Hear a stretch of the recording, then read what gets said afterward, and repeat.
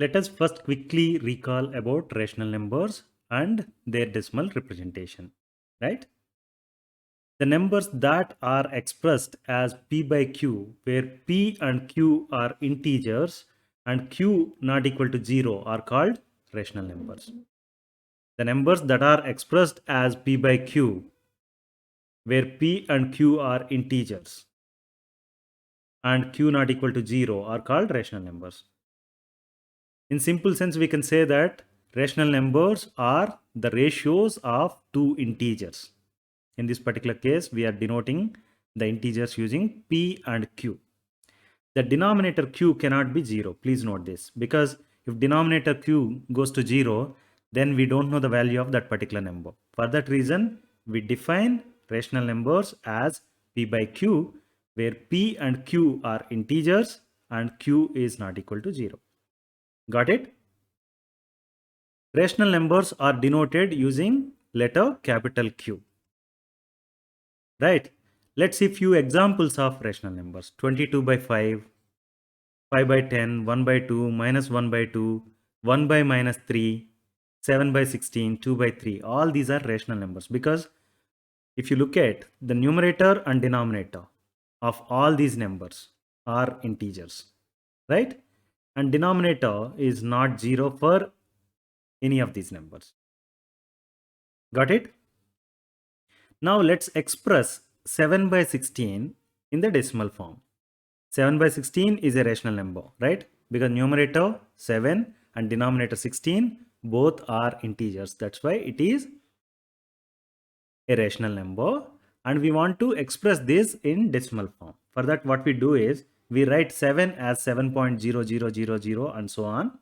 You can put as many zeros as you want, right? And then draw a line as shown here and write 16 on this side. Okay. Now what you would be doing is you would be dividing 7.0000 with 16. 7 is smaller than 16, right? That's why what I'm going to do is I'm going to say 16 times 0 is 0. Let me write 0 in the quotient part, and then 16 times 0 is 0. So now let me subtract 0 from 7. When you subtract 0 from 7, what you have is 7, right? Now look at this. We have dot here. It means we have to put a dot after 0, right? Now I am bringing down this particular 0. When I do that, 7 becomes 70, right? Now 70 divided by 16 we have to do. 4 times 16 is 64, right? Let me subtract 64 from 70. Then what I have is 6, right? Now let me bring another 0 down. When you do that, 6 becomes 60, right? 3 times 16 is 48. Let's subtract 48 from 60. When you do that, you get 12, right? Let me bring down another 0. Then 12 becomes 120. 16 times 7 is 112. Let's subtract 112 from 120. When you do that, what you get is 8, right? Let me bring the next 0 down. When you do that, you have 80. 5 times 16 is 80. Let me subtract 80 from 80. When you do that, what you have is 0 as the remainder, right? Remainder is 0. Then we can stop here and say that 7 by 16 is equal to 0.4375. Got the procedure how to get decimal representation of a rational number? Let's look at another example. Let's express 2 by 3 in the decimal form. 2 by 3 is also a rational number, right? You want to write this in its decimal form.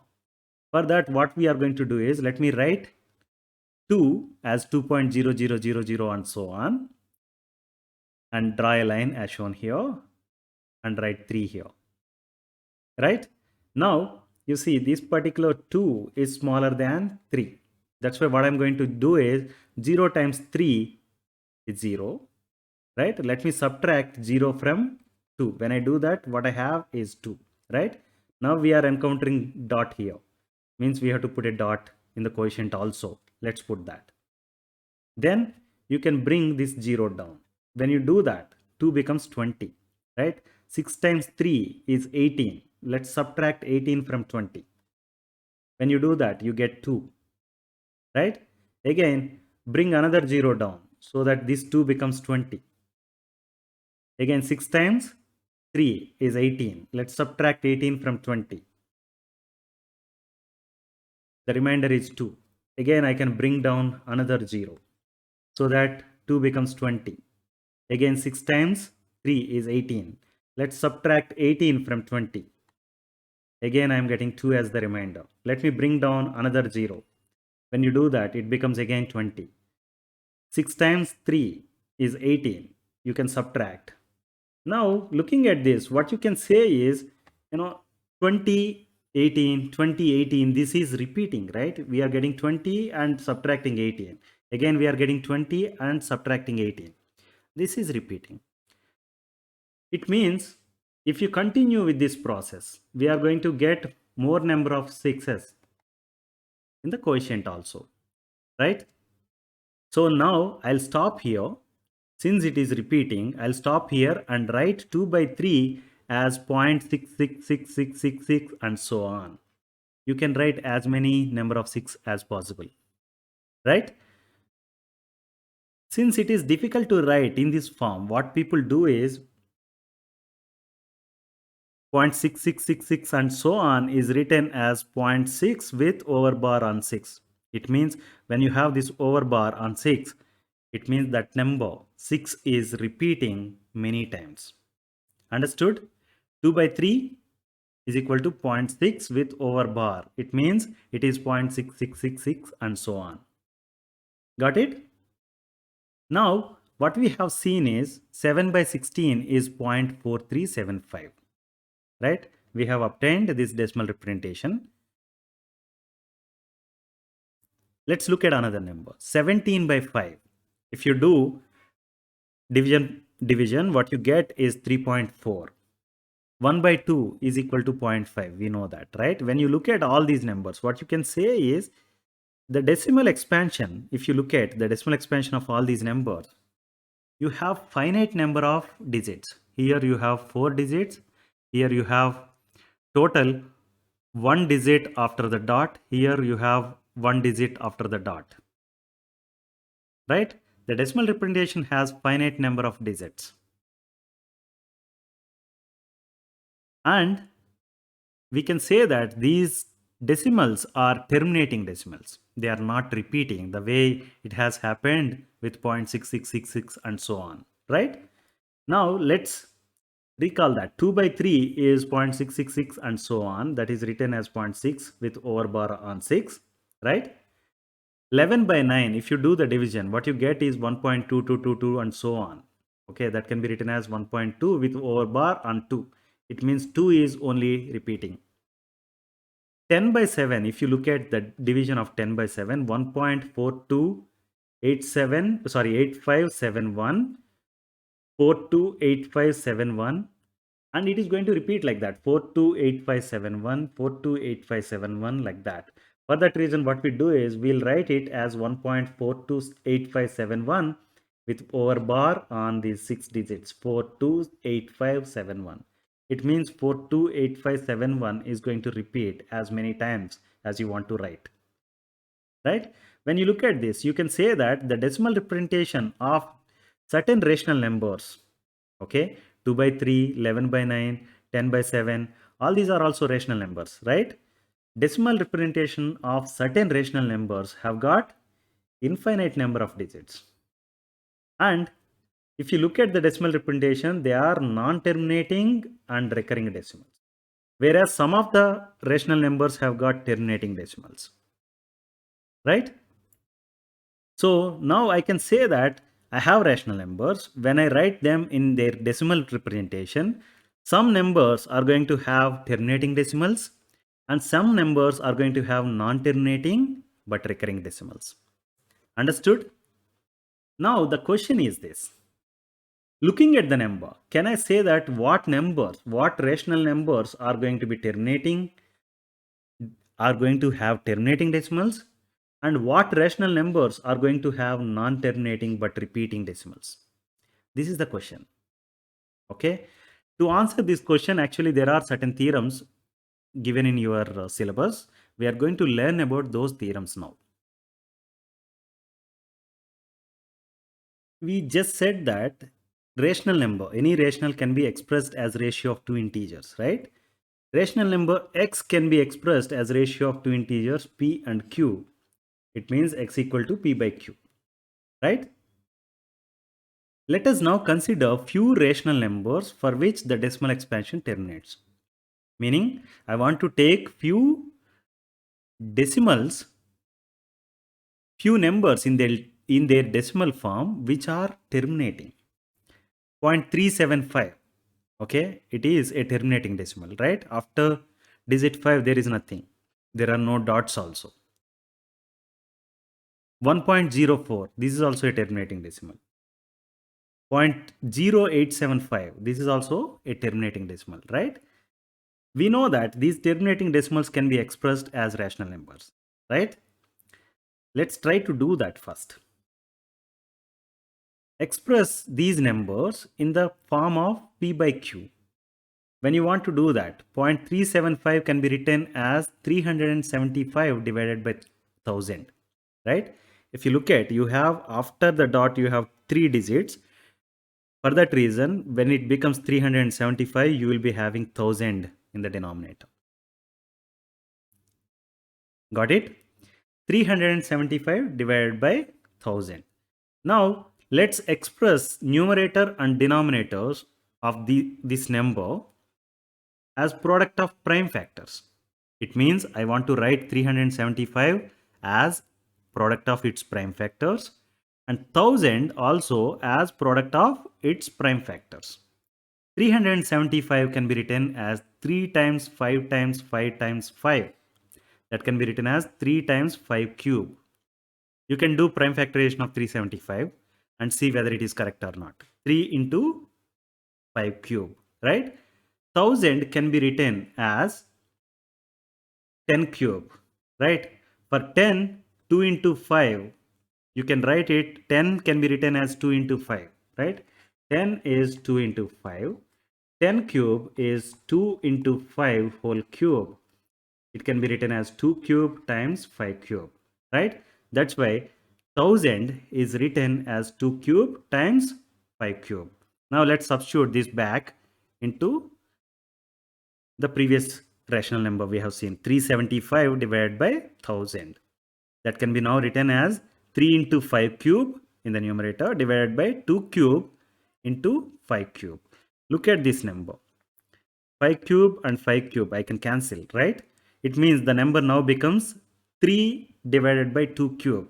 That is 3 divided by 8. Look at this number. 3 by 8 is 0.375. Right? The numerator is 3 and denominator is 8. They are co-prime numbers. If you look at them, you have only one factor for these two numbers. Common factor, only one common factor for these two numbers. That is number 1. No other number can divide these two numbers. That's why it is this number is in its simplest form or reduced form, right? For example, 3 by 8 is also equal to 6 by 16, right? 3 by 8 is 6 by 16. But when you have 3 by 8, 3 and 8 are co-prime numbers. 6 by 16, when you write it, those are not co-prime numbers, right? Because 2 is the common factor other than 1. Got it? Now let's look at 1.04. 1.04 can be written as 104 divided by 100, right? Now let's express the numerator and denominator of this particular rational number in their product of prime factors. Okay, 104 can be written as 2 times 2 times 2 times 13. That is 2 cube times 13. And 100 can be written as 10 square, right? 10 is 2 into 5. 10 is 2 into 5. 100 is 10 square, means it is 2 square times 5 square. Got it? 10 is 2 into 5, right? 10 square is 2 into 5 whole square. 2 square times 5 square is 10 square. Got it? Now let's substitute these back.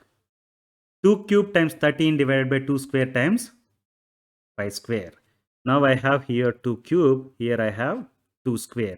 If I cancel 2 square and 2 square here, then I'll have 2 in the numerator, right? So the number becomes 2 into 13 divided by 5 square. That is 26 divided by 25. Look at this number, 26 and 25. These are also co-prime numbers. Got it? We are expressing these numbers, which are terminating decimals. When you express them in the form of p by q, we are expressing them in the form of ratio of co-prime numbers.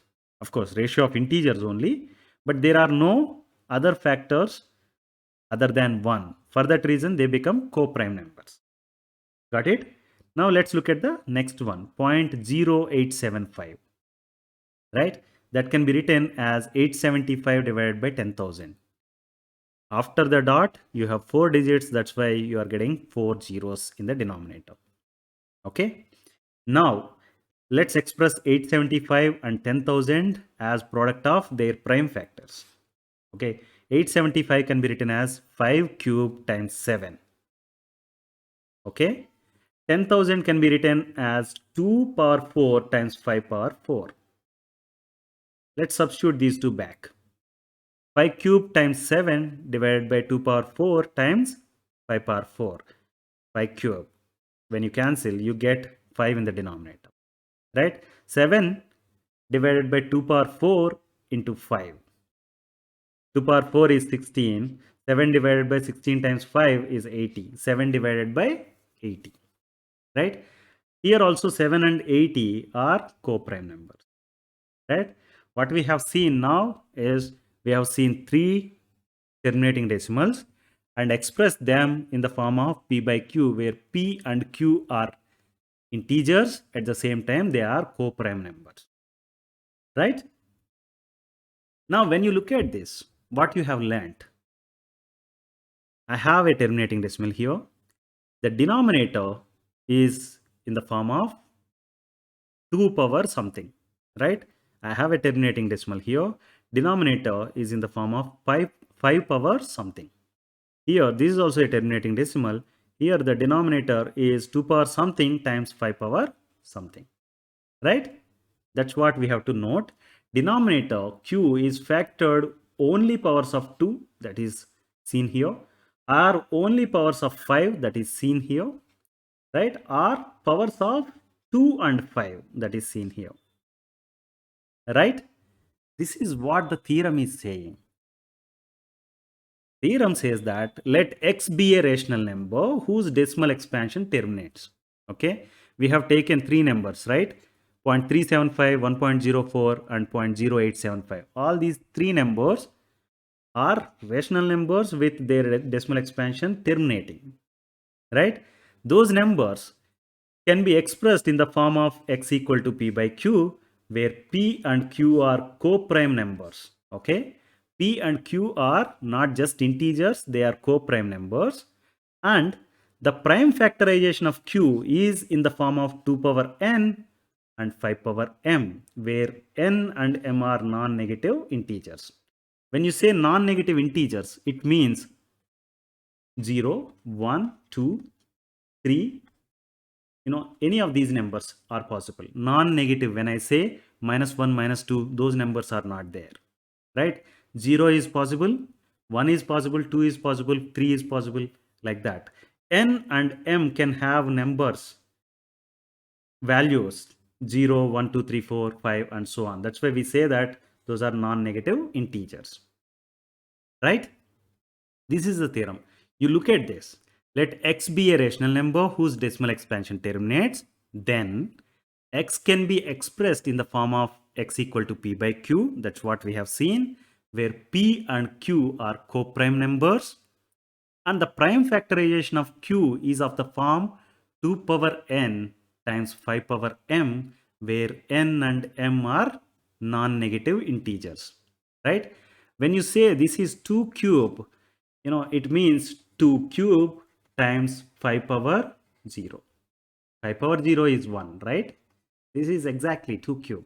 That's why you say that n and m can have any of the values ranging from 0 to 0 onwards. Positive, non-negative integers. When you say positive integers, actually 1, 2, 3, 4 only count. That's why they say that these are non-negative integers. 2 cube is 2 cube times 5 power 0. Same is true here. 5 square we have written, right? That is 5 square into 2 power 0. So n is, for example, n in this particular case is 0 and m is 2. In this particular case, n is 3 and m is 0. Understood? This is the theorem. Okay, we have seen how to obtain this particular theorem. You can remember this theorem, or otherwise take note of these examples and understand the concept so that you can write this theorem on your own. If you have a rational number with terminating decimal, okay, the denominator q is in the form of 2 power n 5 power m. This is the theorem, essence of the theorem. Got it? The theorem we have seen just now says that let x be a rational number whose decimal expansion terminates. Then x can be expressed in the form of x equal to p by q, where p and q are co-prime numbers, and the prime factorization of q is in the form of 2 power n times 5 power m, where n and m are non-negative integers. Right? For this particular theorem, if you look at the converse, okay, what will be this? For example, you know that you have a rational number p by q. For that q, if you do prime factorization and express that q as product of its prime factors, okay, then if the prime factors are in the form of 2 power n times 5 power m, can we say that the decimal expansion is going to be terminating? Okay, here the theorem is saying that if decimal expansion terminates, q is going to be in the form of 2 power n times 5 power m, right? Now the question is, if the q is in the form of 2 power n times 5 power m, can we say that the decimal expansion is going to be terminating? Okay, that is the question.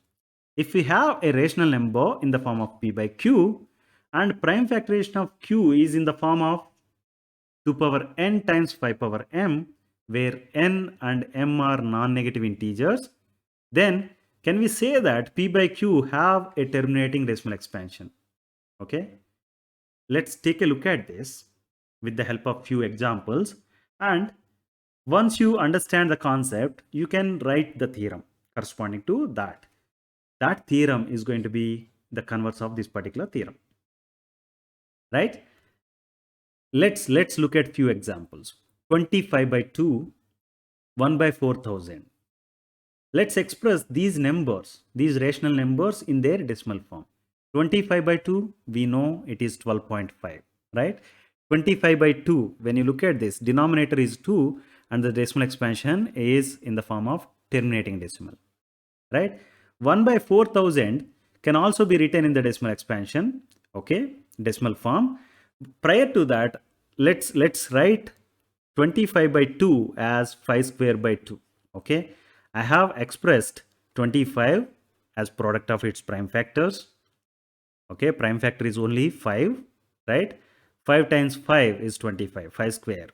2 is just 2, right?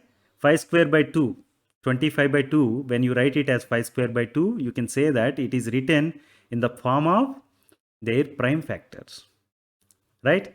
Now look at this. I have 1, 2 here. Okay, 5 is not there. So let me multiply both numerator and denominator of this particular rational number with 5, so that the numerator becomes 5 cube and denominator becomes 2 times 5. Understood? Why we are doing that? You will understand. 2 times 5 is there in the denominator. It means denominator becomes 10, right? 5 cube by 10. 5 cube is 125. 125 divided by 10 is 12.5. You got the same answer, right? But when you have very big numbers, it is always easy when you go by this route. Make sure that the denominator is in the form of 10, 100, 1000, 10,000, like that. 10 power 1, 10 power 2, 10 power 3, like that. When you have, you can get the decimal expansion quickly, right? That's why we have made this 5 square as 5 cube and this 2 as 2 times 5. Got it? 1 by 4000 can be written as 0.00025. You can do this division using long division method so that you can get this. Other way to do this is, I can write 1 by 4000 as 1 by 2 power 5 times 5 cube. Okay, I'll tell you, how quickly to write this. 4000 can be written as 4 times 1000, right? 4 can be written as 2 square. 1000 can be written as 10 cube, right? It means 2 square times 2 into 5 whole cube. 2 square times 2 cube times 5 cube.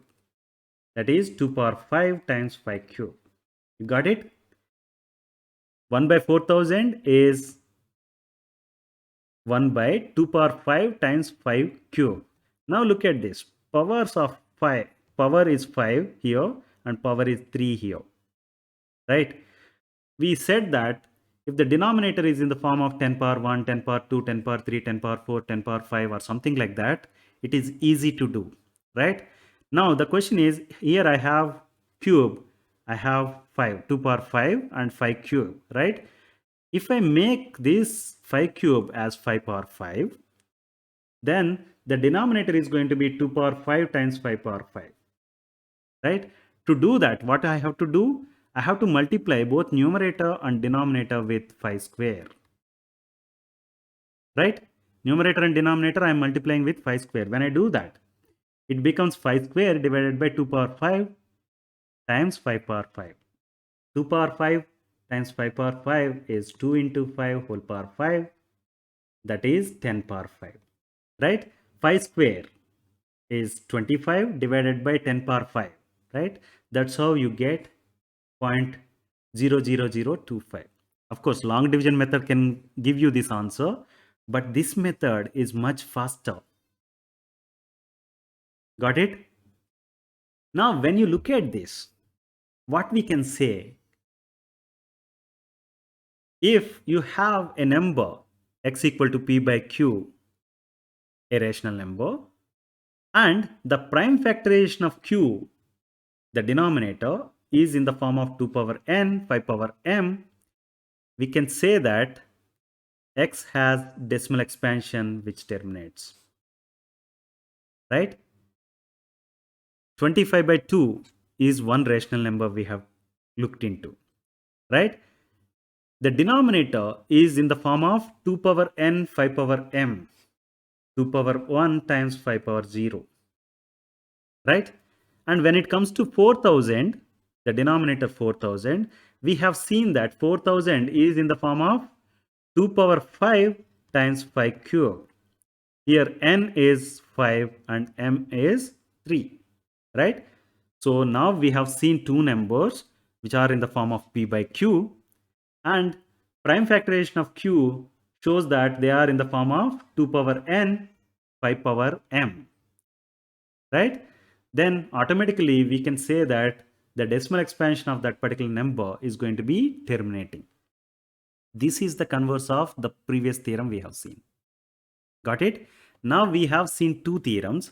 One theorem says that, okay, I have a terminating decimal expansion, right? Then if I have a terminating decimal expansion for a rational number, the rational number is going to be having the denominator q in the form of 2 power n times 5 power m, right? The converse of that theorem is here, that says that if the denominator is in the form of 2 power n 5 power m, then you can say that the decimal expansion of the given rational number is going to be terminating. Got it? Now we have seen these two theorems corresponding to terminating decimals, right? But in the beginning of the video, we have seen there are rational numbers which are terminating decimals, and some of the numbers are non-terminating but repeating decimals, right? Can we say something about that? Let's look at that. Non-terminating but recurring decimals. Let us consider a few rational numbers whose decimal expansion are non-terminating and recurring. 1 by 3 can be written as 0.33333 and so on, right? That can be written as 0.3 with over bar on 3. It means number 3 is going to repeat. Digit 3 is going to repeat as many times as you want to write, right? The next number is 1 by 7. 1 by 7 is 0.142857, 142857 and so on, right? I can write this as 0.142857 with over bar on all these 60 sets, right? Another number I can think of is 2 by 9 is 0.22222 and so on, that is 0.2 with over bar on 2, right? Look at these numbers. Denominators are already 3 is prime number, right? It means denominator is in its prime factor form, product of its prime factors. 7 is also a prime number. It is also in its prime factor form, right? 9 is not a prime number, but I can write this as 3 square, right? 2 by 9 can be written as 2 by 3 square. This is also in its now in its prime factors form, right? When you look at all these numbers, the denominators are not in the form of 2 power n times 5 power m, right? Here it is 3, here it is 7, here it is 3 again. Of course, you can look at other set of prime numbers also, doesn't matter, okay? But what you have to note here is the denominators are not in the form of 2 power n times 5 power n m, right? In all these cases, we have seen that the decimal expansion is non-terminating and repeating or recurring, right? This is what the theorem is. Now, let x equal to p by q be a rational number. 1 by 3 is the rational number, 1 by 7 is the rational number, 2 by 9 is also a rational number, right? Such that the prime factorization of q, the denominator, is not in the form of 2 power n times 5 power m, where n and m are non-negative integers. Then you can say that x has a non-terminating and repeating decimal expansion. Got it? If the denominator is in the form of 2 power n times 5 power m, then the decimal expansion is going to be terminating. If it is not in the form of 2 power n times 5 power m, then decimal expansion is going to be non-terminating and repeating. Got the concept? I hope you like the video. Please like, share and subscribe to our channel Learn to Score. Thank you.